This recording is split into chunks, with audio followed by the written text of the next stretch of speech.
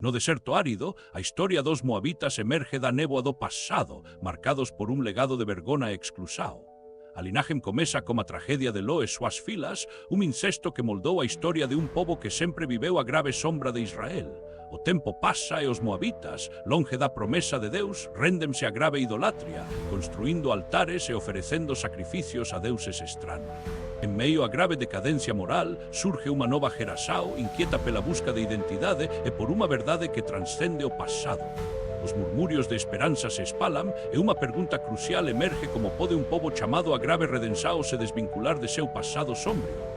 Asim, a jornada dos moabitas, cheia de erros e esperanzas, comeza a trazar un camino que poderá levar a grave súa redenção. Na solidão da caverna, Lo observa as chamas de Sodoma e Gomorra a grave distancia, sentindo o peso da perda. As filas de Lo, con temor e desespero, discuten o futuro e a necesidade de preservar súa linaje. O silencio é acentuado e interrompido por risos distantes, como ecos de vida que non poden máis alcanzar. Na angustia, a máis vela sugere un mato desesperado embriagar seu pai para garantir un futuro. A grave noite, Lo se entrega ao vino, tomando unha taza que brila sob as chamas do fogo. Os sentimentos de arrependimento e a carga do destino pesan sobre as filas, mas a decisao é acentuada tomada. Na penumbra, a primeira fila se aproxima do pai, súas maus tremen, mas seu olar é acentuada firme. No silencio da caverna, após a embriaguez, Moabe vema o mundo marcado por sombras de vergona. O eco do nome Moabe resoa, simbolizando a ligação entre dor e esperanza, ruína e futuro. Decisões tomadas no desespero moldan o destino do futuro, lanzando a linaje en un mar de consecuencias. Lo inconsciente do que ocorreu acorda, enfrentando unha nova realidade sen saber o que o futuro trará. Asim, a historia de Moabe inicia un testemunho de falas e a busca pela redenção na desolação. E asim, o pobo de Moabe comezou a se estabelecer en terras áridas, ao leste do Mar Morto, en meio a unha vasta paisaxe desértica. Os descendentes de Lo, ao olar para seu redor, começaram a cultivar a terra, desbravando a aridez en busca de sustento e legado. Día após día, súas maus calejadas transformaban a terra, mas en seus corazoes a inquietação crecía, impulsionada pela falta de un altar ao Senor. Os habitantes de Moabe, sen un guía espiritual, se afastaram da adoração verdadeira, buscando a satisfação en ídolos forjados por eles mesmos. Enquanto iso, seus vecinos, os israelitas, sob a lideranza de Moisés, estabanse preparando para a terra prometida, buscando a presença de Deus.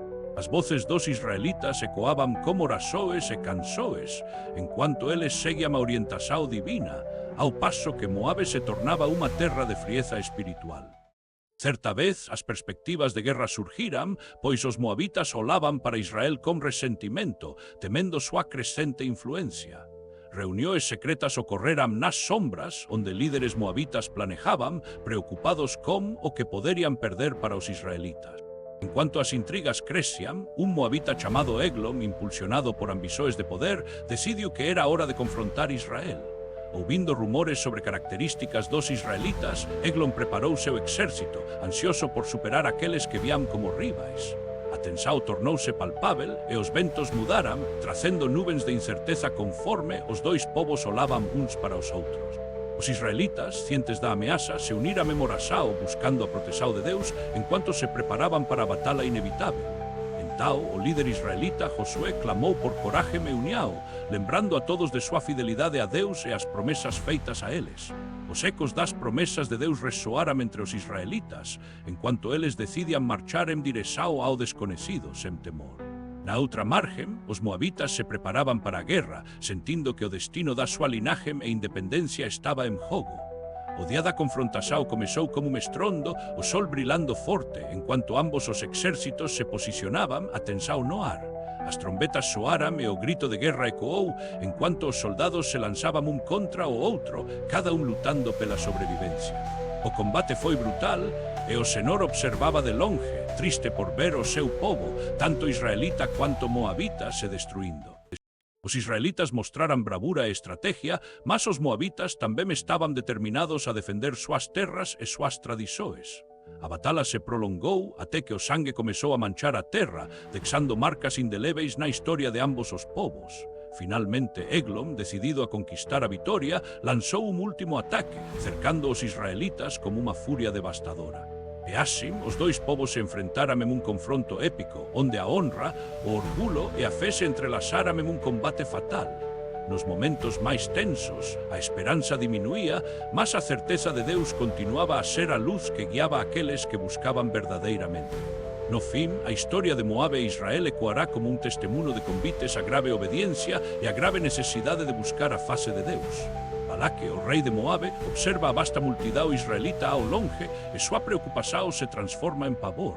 Ele convoca Balaão, um famoso profeta, buscando desesperadamente uma maneira de deter o avanço de Israel. Balaão aceita a proposta, mas a presença do Senhor é acentuada forte e advertências claras ecoam em seu coração.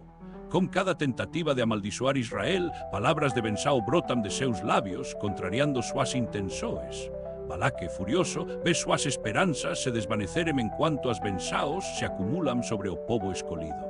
Desesperado por uma nova estratégia, Balaque decide seduzir Israel a adorar a Baal, visando enfraquecê-los por dentro. Moabita e astuta, uma bela mulher é acentuada escolhida para encantar os israelitas, tentando atraí-los para a idolatria. Após algumas noites, muitos israelitas sucumbem adorando Baal, ignorando os avisos divinos sobre a idolatria. Como resultado, uma praga se espalha entre eles, deixando a nação em desespero e arrependimento profundo. Momentos de dor os levam a buscar a face do Senhor, reconhecendo sua desobediência e clamando por ajuda. Deus envia Moisés para interceder, mostrando que ainda há esperança através do arrependimento e apelo a grave misericórdia. A redenção se aproxima, mas as consequências da rebelião de Moabe ecoarão nas gerações futuras, refletindo a necessidade de fé. Num campo aberto, Rute, a Moabita, observa as terras de Israel com determinação. Suas vestes simples refletem seu compromisso como o Deus de Israel. Ao lado de Noemi, ela se aproxima de um campo de cevada onde os trabalhadores colhem graus. Rute se inclina para ajudar, deixando seu passado para trás. Boaz, o proprietário do campo, a observa com admiração pela sua força e dedicação. Ele se aproxima e a cumprimenta, reconhecendo sua lealdade a Noemi. Em meio a conversas e risos, Rute sente esperança renovada, enquanto Boaz oferece-lhe a cheia proteção e alimento. Seu futuro começa a brilhar. Após receber bençãos, Rute se apresenta ao povo, exibindo sua fé e coragem. Todos a admiram, reconhecendo sua transformação. Finalmente, no altar, Rute e Boaz se prometem amor eterno. Uma nova linhagem surge, preenchida de graça e esperança para as gerações futuras.